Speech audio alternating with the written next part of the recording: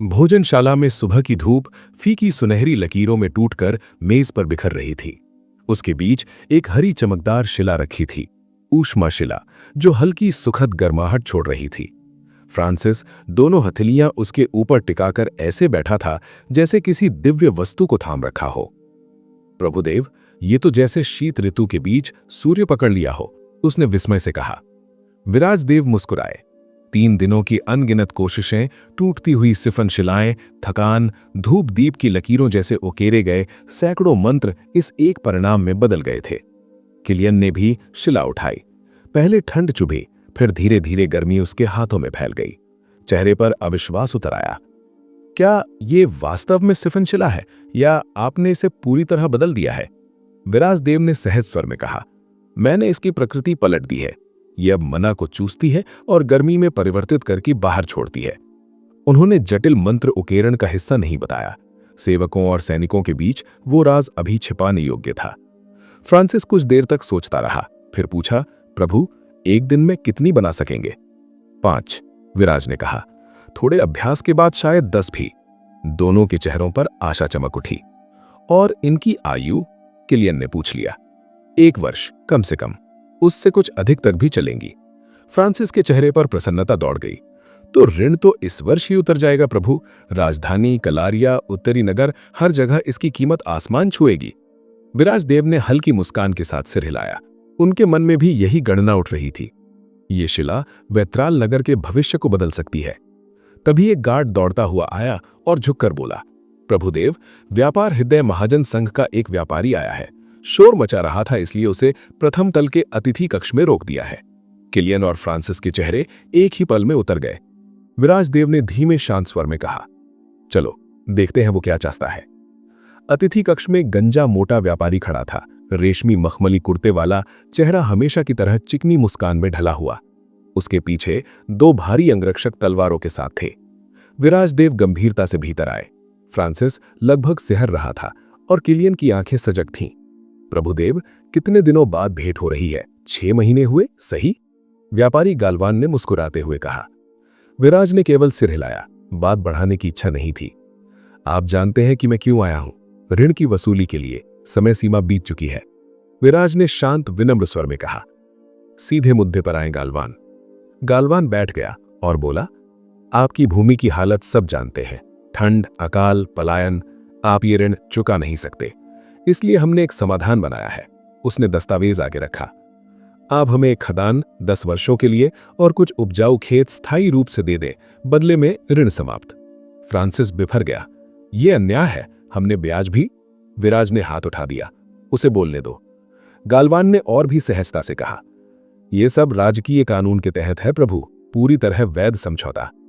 विराजदेव ने दस्तावेज शांत मन से पढ़े। उनका विश्लेषण बहुत साफ था। यह समझौता वैत्राल नगर की रीढ़ तोड़ देगा। 10 वर्षों में खदान खाली हो जाएगी। खेत जाते ही नगर का पेट काट लिया जाएगा। गालवान कह रहा था, आप आराम से सोच लें प्रभु, हस्ताक्षर तो आपको करने ही होंगे।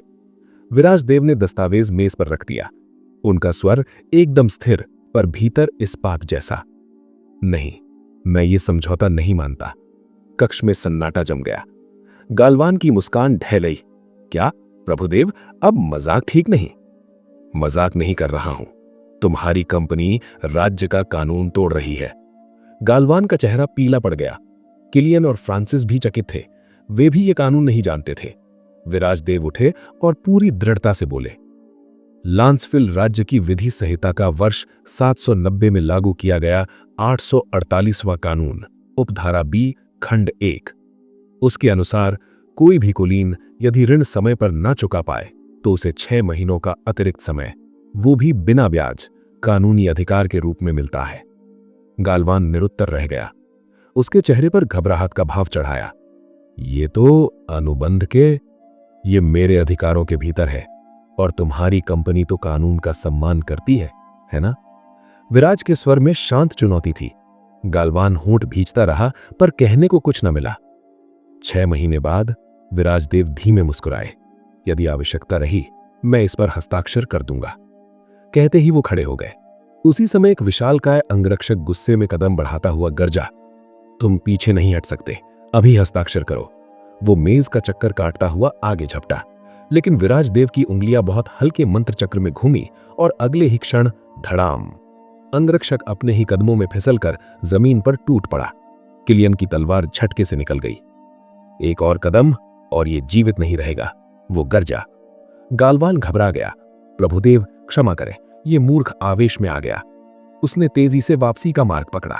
अंगरक्षक शर्म से सिर झुकाए पीछे हो लिए। विराजदेव ने गहरी सांस ली। फ्रांसिस आगे आया। प्रभु, आपको ये कानून कैसे पता? पुस्तकालय में पढ़ा, विराज ने शांतपूर्वक कहा। कभी कभी विजय तलवार से नहीं, ज्ञान से मिलती है। किलियन ने धीमे स्वर में पूछा, और वो भोजनशाला में जो मना उठा था, क्या वो आपका मंत्र था? विराजदेव ने हथेली उठाई। उस पर एक छोटी सी अग्नि फूटकर स्थिर हो गई, नृत्य करती, झिलमिलाती। दोनों स्तब्ध रह गए। विराजदेव मुस्कुराए। हां, मैं एक मंत्र योगी हूं। किले से बाहर निकलते हुए गालवान अपने अंगरक्षक पर गुर्रा रहा था। मूर्ख, वो ड्यूक का पुत्र है। उसकी एक बूंद खून की कीमत से अधिक तुम्हारी औकात नहीं। उसकी आंखें दुर्ग की ओर सुलग रही थीं। 6 महीने बाद, जब समय बढ़ोतरी समाप्त होगी, हम उसे कुचल देंगे। खदान, खेत सब हमारे होंगे, और वो देव समझ भी नहीं पाएगा कि क्या हुआ। वो रथ में चढ़ा और ठंडी हवा को चीरता हुआ निकल गया। बाहर खिड़की से परे हिमपात बिना रुके बरस रहा था, मानो आकाश स्वयं बर्फ के हथियार फेंक रहा हो। छोटे टूटे हुए लकड़ी के मकान में बैठा गैरेथ अपनी कांपती उंगलियों से कानों को रगड़ने की नाकाम कोशिश कर रहा था। उसके फटे ऊनी वस्त्र ठंडी हवा को रोक पाने में बिल्कुल असमर्थ थे। उसकी सांसें सफेद भाप बनकर बाहर आ रही थीं। दांत अनियंत्रित रूप से बज रहे थे। काश पिछली सर्दी में घर में एक अंगीठी बनवा लेता, उसने कंपकंपाती आवाज में कहा। जब थोड़े बहुत सिक्के थे, लेकिन अब दाने दाने को मोहताज था। फ्रोसानिया का महीना हमेशा कठोर रहता था, पर इस बार मानो देवताओं ने दंड सुनाया हो। सड़क पर पड़े 2 बच्चों की मृत्यु उसने खुद देखी थी। पिछले 3 दिनों से एक बुजुर्ग दादी अपने घर से बाहर ही मृत मिली थी। अगर नौकरी होती तो कम से कम काले भेड़िए की खाल खरीद सकता था, उसने हताशा से कहा। वो पहले वेत्राल नगर के बाहर स्थित लौ खदान में मजदूर था, पर जिस दिन खदान सूख गई और दूसरी पर डाकुओं ने कब्जा कर लिया, उसी दिन उसकी रोजी चली गई। उसके जैसे सैकड़ों लोग अब सर्दी में मरने के कगार पर थे। उसकी पत्नी ससिला धीरे धीरे रसोई से बाहर आई, आंखें सूजी हुई, बाल जूड़े में, 3 राखी हुई चद्दरों में लिपटी, फिर भी कांप रही थी। आज तो बस थोड़ा सा सूप बना दो गैरेथ, गैरेथ ने उम्मीद से कहा। ससिला ने आंसू रोकते हुए कहा, कोई सूप नहीं बचा गैरेथ, सब खत्म हो गया। हम दोनों दिन में एक बार खाते रहे, फिर भी राशन नहीं बचा है। इस ठंड में हम कितने दिन और? शब्द उसके गले में टूट गए। गैरेथ ने होंठ भींचे। दिल तो ढांढस बंधाना चाहता था, पर उसके पास कोई समाधान नहीं था, बस निराशा। तभी ठक ठक दरवाजे पर तेज दस्तक हुई। ससिला चौंक गई। इस समय कौन आ सकता है? गैरेथ उठकर दरवाजे की ओर गया। दरवाजा खोला तो सामने उनका पड़ोसी तोमास खड़ा था। शरीर ठंड से कांपता, पर आंखों में अजीब सी चमक। गैरेथ, प्रभुदेव, हाँ वही हमारे स्वामी सड़क पर खड़े हैं। गैरेथ का माथा सिकुड़ गया। क्या प्रभुदेव यहाँ? हमने 6 महीनों में उनका चेहरा भी नहीं देखा। तोमास ने उत्साह से कहा। वे कुछ बांट रहे हैं। लोग कह रहे हैं कि वो चीज सर्दी से बचा सकती है। जल्दी चलो। गैरेथ को विश्वास नहीं हुआ। एक निष्ठुर निर्जीव स्वामी अचानक सड़क पर तोमास की बेचैनी झूठ जैसी नहीं लग रही थी। ससिला, मैं जाकर देखता हूँ, दरवाजा मत खोलना। वो टूटी हुई ऊनी चादर ओढ़कर बाहर निकला। हवा की पहली लहर ही उसकी नसों में कांटे की तरह चुभ गई। फिर भी वो बर्फीली गलियों से आगे बढ़ता गया। ज्यादातर घरों के द्वार बंद थे, पर आज सैकड़ों लोग बाहर थे। सब एक दिशा में जा रहे थे, नगर के केंद्रीय चौक की ओर। गैरेथ भी भीड़ में शामिल हो गया। कुछ ही देर में उसने देखा, भीड़ के बीच बर्फ में ढकी चौक के केंद्र में एक गहरे नीले जटिल कढ़ाई वाले चोगे में प्रभुदेव, विराजदेव खड़े थे। उनके पास क्लारा, कुछ सैनिक और एक रथ था, और उनके सामने एक लकड़ी की मेज जिस पर हरी चमकदार अजीब लिपि वाली ऊष्मा शिलाएं रखी थीं। गैरेथ विस्मय से स्तब्ध रह गया। सभी लोग ध्यान दें। विराजदेव की आवाज भीड़ में गूंज उठी, शांत पर अधिकार से भरी। ये ऊष्मा शिला है, इसे अपने घर में रखिए, और ये आपको फ्रोसानिया की इस घातक ठंड से बचाएगी। भीड़ में फुसफुसाहट का तूफान उठ गया। कितने में बेच रहे हैं प्रभु? ये तो जादुई लगती है, कहीं धोखा तो नहीं? विराजदेव रुके। भीड़ शांत हुई। ये शिलाएं महंगी हैं, पर आज आप सब के लिए निःशुल्क है। हर परिवार केवल एक शिला ले। लोगों के मुंह खुले रह गए। कई महिलाएं रो पड़ी। कुछ पुरुष अविश्वसनीय ढंग से एक दूसरे को देख रहे थे। भीड़ लाइन बनाकर खड़ी हो गई। गैरेथ भी संशय के बावजूद लाइन में खड़ा हो गया। हर कदम के साथ उसका मन कह रहा था, ये असंभव है, ये कोई छल है। पर शरीर ठंड से मरता हुआ कह रहा था, अगर ये सच हो तो शायद आज की रात बच जाए। जब उसका नंबर आया, विराज देव ने एक शिला उसकी ओर बढ़ाई। फ्रोसानिया की क्रूरता से बचने के लिए इसे अपने घर में रखें, बस ध्यान रहे 1 मिनट से ज्यादा छुएंगे तो ऊर्जा निस्तेज हो सकती है। गैरेथ ने हिचकिचाते हुए पूछा, मेरे प्रभु, क्या ये सच में काम करेगी? विराज देव बस मुस्कुराए, थके हुए पर भरोसे से भरी मुस्कान हवा में माना भरी है। गैरेथ, अब आपके घर में गर्मी भी होगी। गैरेथ थोड़ा कांप गया। धन्यवाद प्रभुदेव, वो बस इतना ही बोल पाया। वो दौड़ते हुए घर लौटा। उसकी सांसें ठंड से नहीं, आशा से भरी हो गई थीं। सेसिला, दरवाजा खोलो। सेसिला ने कांपते हुए दरवाजा खोला। गैरेथ अंदर आया और तुरंत शिला कमरे के कोने में रख दी। अपनी हथेली उसके ऊपर रखी।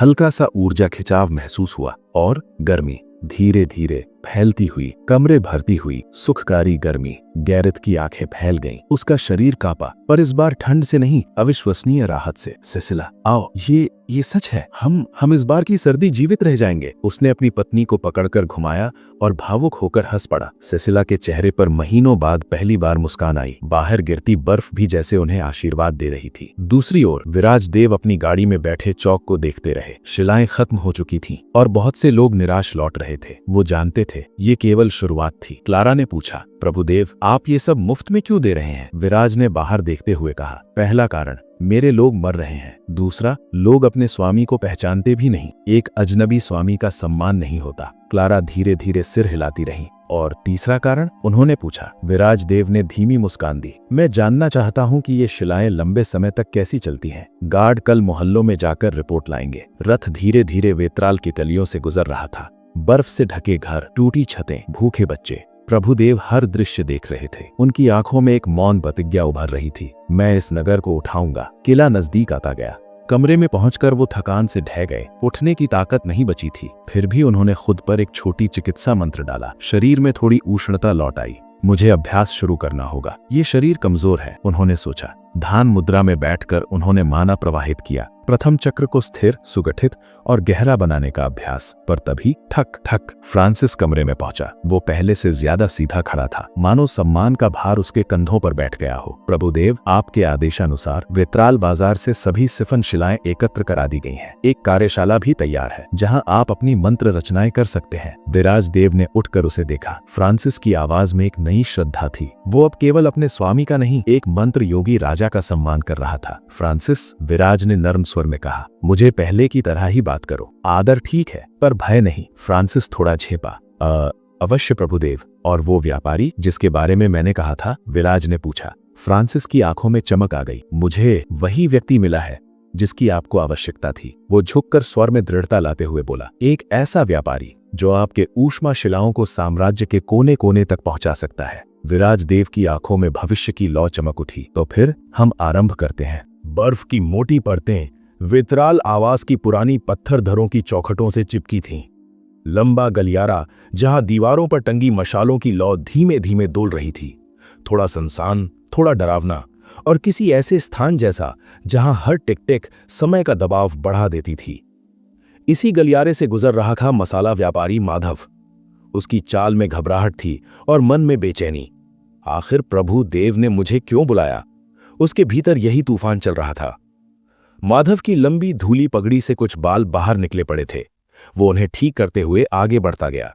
उसके हाथ बार बार कांपते हुए उसकी जैकेट की सिलवटें सहेज रहे थे। उसका मन लगातार सवाल पूछ रहा था, एक छोटे व्यापारी की एक युवा प्रभु को क्या जरूरत हो सकती है? उसके साथ चल रहा था गार्ड फेरॉय, जिसका चेहरा कठोर था और जिसकी चाल नपे तुले कदमों में शक्ति थी। माधव ने फेरॉय से लगभग चिपक कर पूछा, भाई बताओ ना, प्रभुदेव मुझसे क्या बात करना चाहते हैं?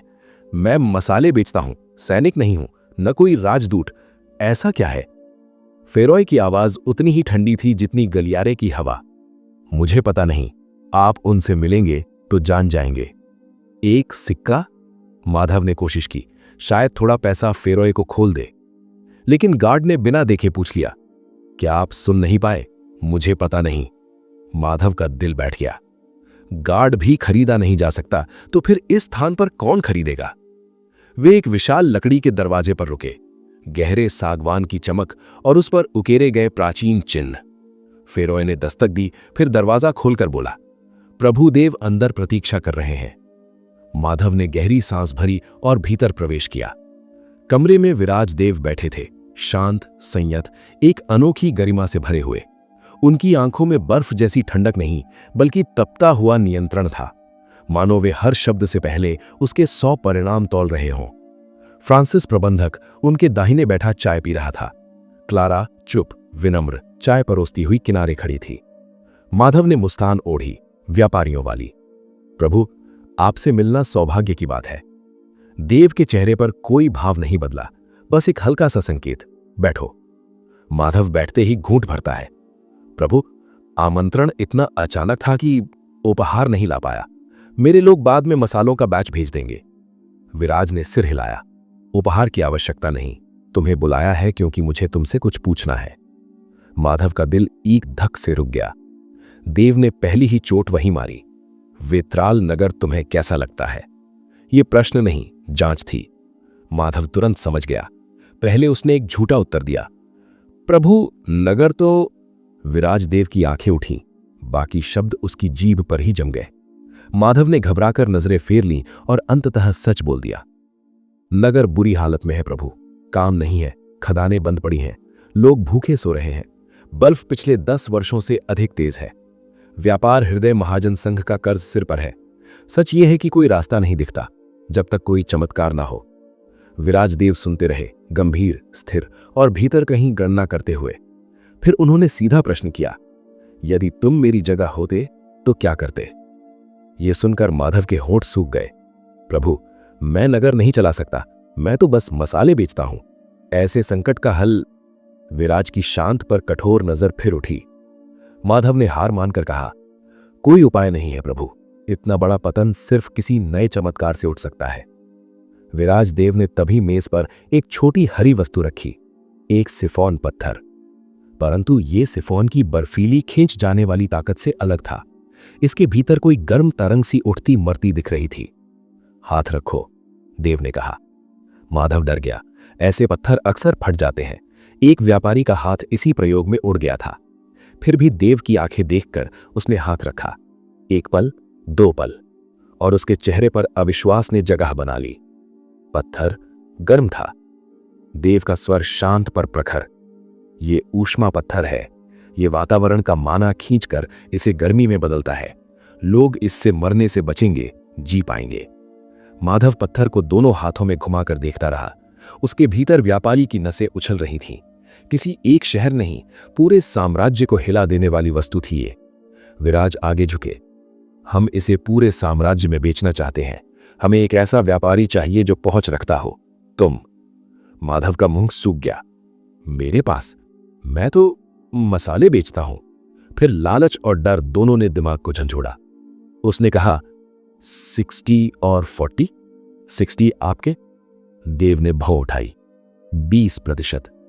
माधव का गला सूखते सूखते बंद हुआ।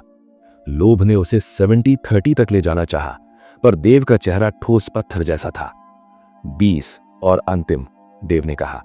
तुम न निर्माण करोगे, न कच्चा माल दोगे, सिर्फ वितरण। 20 बहुत है। फ्रांसिस ने भी सिर हिलाया। लंबी चुप्पी गिरी।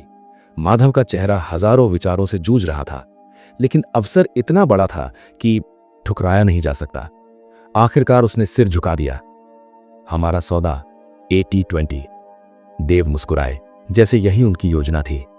फ्रांसिस आगे की बातें तय करेगा। जल्द पहला बैच भेजता हूं। माधव बाहर निकला और उसके चेहरे पर एक धीमी, नियंत्रित पर चमकती मुस्कान खिल उठी।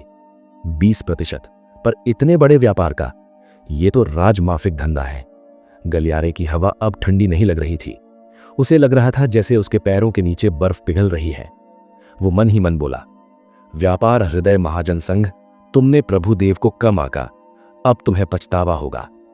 और वो ठंडी हवाओं को चीरते हुए तेजी से बाहर निकल गया, अपने जीवन का सबसे बड़ा सौदा पक्का करके। विराज देव धीरे धीरे जागे। हाथ की नीचे फैलती सुन्नता और कंधों में जमावट बता रही थी कि रात भर उनका सोना किसी भी तरह आरामदेह नहीं था।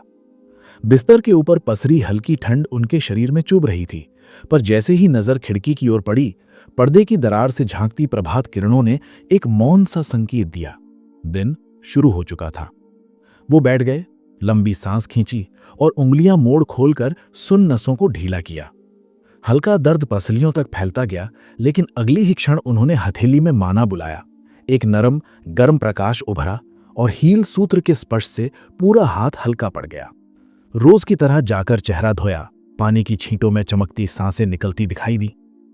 ये शरीर अभी भी देव का था, पर विराज धीरे धीरे इसके साथ एक स्वाभाविक रिश्ता बना रहे थे, मानो देव की धड़कनों, उसकी आदतों और उसके अपूर्ण इतिहास को नया अर्थ मिल रहा हो। वेतराल महल हर सुबह जल्दी जाग जाता था। नौकरानियां, रसोइये, गार्ड सब अपने अपने हिस्से की गतिविधियों में लग जाते। नाश्ते के बाद विराज अक्सर पुस्तकालय की ओर निकलते और क्लारा, जो अब अधिकतर समय उनके साथ ही रहती, वहीं पुरानी पुस्तकों को झाड़ती, अलमारियों में फेरबदल करती या फिर किसी पन्ने पर बने चित्रों को घूरती रहती, क्योंकि पढ़ने की उसकी क्षमता सीमित थी। इस युग में शिक्षा चर्च के छोटे स्कूलों तक ही सीमित थी, जहां देवी देवताओं की कथाएं और बुनियादी अक्षर ज्ञान मिलता था, पर असली शिक्षा तो केवल कुलीनों को ही उपलब्ध होती थी। और विराज का मन इस बात पर खिन्न होता, ज्ञान को सबका अधिकार होना चाहिए। दोपहर होते ही वो अपने कमरे में लौटते और ऊष्मा शिला बनाने का कार्य शुरू करते। साइफिन शिलाओं पर अंकित किए जाने वाले सूक्ष्म मुद्रा चिन्ह बेहद नाजुक होते। एक गलत मनके से पूरा पत्थर फट सकता था, पर कई दिनों की साधना ने उनका हाथ स्थिर कर दिया था। अब पत्थर पर उकेरे गए चिन्हों की सूक्ष्म रेखाएं लगभग स्वयं उनके माना के साथ बहने लगती थीं। शाम ढलते तक उनका दिन दो मुख्य कर्मों में बटा था, प्रथम चक्र का साधन और उस दुर्भाग्यशाली माना विकराल की शुद्धि। वेतराल महल की निचली सुरंगों में वो रोज उतरते और हर शाम वो वही दृश्य देखते। बदन पर काले नीले फोड़े, राक्षसी विकृति से बिगड़ी चेहरे की हड्डियां, सूजी हुई नसें और बंधन में जकड़ी बेजान सी देह। पर अब वो भयानक दृश्य बदल रहा था। आज जैसे ही विराज और गार्ड फैरोई कारागार कक्ष में पहुंचे, विराज ने ध्यान से देखा। वो प्राणी जो कभी मानवीय था और फिर भीषण विकृति में डूब गया था, उसकी धूमिल त्वचा का रंग लौट रहा था। चेहरे की सूजी नसें सिकुड़ चुकी थीं और आंखों में एक धुंधला सा पर पहचानने योग्य मानवीय प्रकाश उभर रहा था। विराज उसके सामने बैठ गए, हथेली बढ़ाई, और जैसे ही उन्होंने उसका हाथ पकड़ा, माना का युद्ध फिर शुरू हो गया। उनकी उंगलियों से प्रवेश करती गर्म सुनहरी ऊर्जा उस काली सड़न से लड़ रही थी जो छुपकर उसकी नसों में बरसों से पल रही थी। पर आज प्रतिरोध कम था, बहुत कम। विराज ने गहरी सांस लेकर नई धारा छोड़ी। सांस के साथ उनकी माना लय तेज होती गई, सीने में धड़कनें गूंजने लगीं और अंततः काले धब्बे धुएं की तरह घुलने लगे। फेरॉय अचानक हाँफ उठा। लॉर्ड अर्जन, उसकी गर्दन देखिए, वो काली रेखाएं मिट रही हैं। विराज ने एक अंतिम धक्का दिया। थकान ने उंगलियों को ढीला कर दिया और उसी क्षण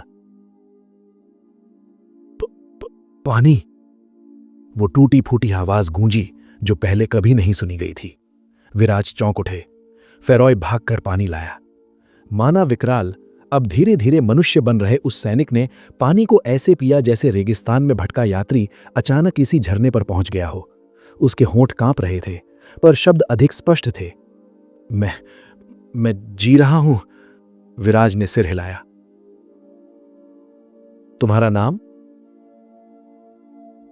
पलमान। आवाज भारी थी, पर इंसान की थी। विराज थोड़ा झुककर बोले, पलमान, तुमने आखिरी बार क्या याद किया था? किस क्षण के बाद तुम्हारा होश टूट गया था? पलमान की आंखें सिकुड़ी। यादों के अंधेरे से जूझते हुए उसने धीरे धीरे कहा, कई दिनों तक बस गुस्सा आता था सब पर, परिवार पर भी। फिर वस पर वन गया था लकड़ी लेने। एक कांटा ईड़न के पीछे भागा, गहरी झाड़ियों में गया, रास्ता भटक गया और लौटकर 3 दिन बुखार, फिर सब धुंधला। विराज की आंखें क्षण भर को सिकुड़ गईं। वस पर वन तो स्रोत वही है। इस युग में माना भक्षी प्रेतों की कहानियां सच होती थीं और कोई भी भ्रष्ट प्राणी अपने आसपास की माना को विषैला बनाकर दूसरों को संक्रमित कर सकता था। विराज ने पलमान के कंधे पर हाथ रखा। तुम अब सुरक्षित हो, तुम्हारा परिवार जिंदा है और तुम पूरी तरह ठीक हो जाओगे। उसके चेहरे पर बाढ़ की तरह राहत उतर आई, मानो कंधों पर रखा कोई अदृश्य पर्वत अचानक ढह गया हो। विराज ने खड़े होकर आदेश दिया, फेरोय, उसे इस कारागार में मत रखो। आज से वो महल के अतिथि कक्ष में रहेगा। फैरोए पहले सकपकाया, पर विराज की नजर देखते ही तुरंत सीधा खड़ा हो गया। जैसा आदेश प्रभु। उस रात कमरे में लौटकर विराज फिर साधना में बैठे। माना हृदय के चारों ओर प्रथम चक्र की मृदु परतों को वो फिर से मजबूत कर रहे थे। धीरे धीरे संयत श्वासों से एक गहरा संतोष हृदय को छू रहा था। किसी मनुष्य को प्रेत दंश से वापस लाना आसान नहीं था। उनका पूर्व जीवन, उनकी पुरानी साधना, सब कुछ आज सार्थक लग रहा था। पर तभी ठक ठक ठक, दरवाजा। विराज ने आंखें खोली। आओ। दरवाजा खुला और अंदर आए किलियन। पसीने से भीगा माथा बता रहा था कि वो कठिन अभ्यास से लौट रहा था। प्रभुदेव, उसने हल्का झुककर अभिवादन किया। सुना है माना विकराल बोलने लगा है, क्या यह सच है? विराज ने सिर हिलाया। हां, अब वो लगभग मनुष्य हो चुका है, पूरी तरह ठीक भी हो जाएगा। किलियन की आंखें फैल गईं, मानो किसी चमत्कार के साक्षी हों। और आपने ये कैसे? विराज हल्का सा मुस्कुराए। काफी पहले सीखा था, बस इस बार शक्ति की कमी रोक रही थी। अब जब मेरा माना हृदय जाग चुका है तो मैं अपनी पुरानी विद्या प्रयोग कर सकता हूं। किलियन की निगाहें तुरंत बदल गईं, श्रद्धा, सम्मान और कुछ चिंता भी। विराज ने विषय वहीं बदल दिया। किलियन, हमें वस्पर वन जाना होगा। वन? अभी? क्यों? पलमान वहीं से भ्रष्ट हुआ था। इसका मतलब साफ है, वन में कहीं ना कहीं भ्रष्ट माना का स्रोत है। यदि उसे नहीं रोका गया तो पूरा वेतराल नगर खतरे में आ जाएगा। कमरे में सन्नाटा जम गया। बाहर कहीं बर्फ गिरती रही और विराज देव की आंखें मानो उस निस्तब्ध अंधेरे जंगल की ओर देख रही थी, जहां शायद आने वाले संकट का पहला बीज पहले ही रोप दिया गया था। किलियन कुछ क्षणों तक निश्चेष्ट खड़ा रहा। भौहें सिकुड़ी, आंखों में हल्की सी चिंता। उसकी भारी सांसों में एक बेचैनी थी, जैसे विराज देव की कही बात उसके मन के भीतर कई गांठें खोल रही हो। वे सबको भ्रष्ट कर सकते हैं? कैसे? उसने धीमे पर गंभीर स्वर में पूछा। विराज ने मानचित्र पर उंगलियां धीरे धीरे घुमाई, जैसे वो केवल कागज नहीं बल्कि किसी प्राचीन रोग की जड़ें पढ़ रहे हों। किलियन, भ्रष्टि तभी फैलती है जब किसी क्षेत्र में मृत माना उत्पन्न हो जाता है, और माना प्रेत वही जीव हैं जो इसी मृत माना पर पलते हैं। जिस भी जंगल में वे टिकते हैं, वहां की हवा, मिट्टी, पानी, सब में विषैली ऊर्जा घुलने लगती है। यही विष धीरे धीरे किसी साधारण मनुष्य को माना विकराल बना देता है। किलियन ने समझने की कोशिश में और भी पास झुका। विराज ने फिर समझाया, जैसे तुम और मैं हवा में घुले माना को सहज रूप से अंदर लेते हैं, ये प्रेत उसी माना के जले भुने जीवनहीन अवशेषों को खींचते हैं। ऐसी ऊर्जा जो जीवित शरीर को सहन नहीं होती, इसीलिए इसे मृत माना कहते हैं। किलियन ने गहरी सांस ली। तो पलमान का भी ऐसा ही हुआ होगा? हाँ। विराज की उंगली मानचित्र पर वस्पर वन के काले हरे हिस्से पर टिक गई। वो वहां शायद किसी मृत माना क्षेत्र के करीब गया होगा और धीरे धीरे भ्रष्ट होने लगा। किलियन की आंखें भय और समझ के मिश्रण से चौड़ी हो गईं। लेकिन मैंने सुना था कि ऐसी विकृतियां दैवी शापों से होती हैं। चर्च के बिशप उन्हें पहचान लेते हैं। विराज शांत स्वर में बोले, यदि ये एक शाप होता तो चर्च इसे पहले ही पकड़ लेता।